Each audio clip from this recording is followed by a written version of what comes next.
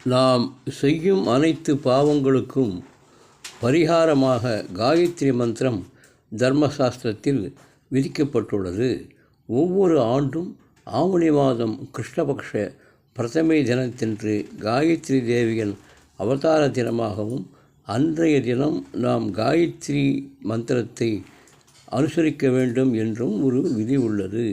இந்த காயத்ரி மந்திரத்தை நாளைய தினம் குறைந்தபட்சம் 108 முறை நாம் ஜெபிப்பதால் போன வருடம் முழுதுமாக நாம் செய்த பாவங்கள் அனைத்தும் மாறிவிடுவதோடு கூட நாம் செய்த சிறு சிறு பாவங்களும் அதில் கரைந்து புண்ணியங்கள் சேர்ந்துவிடும்.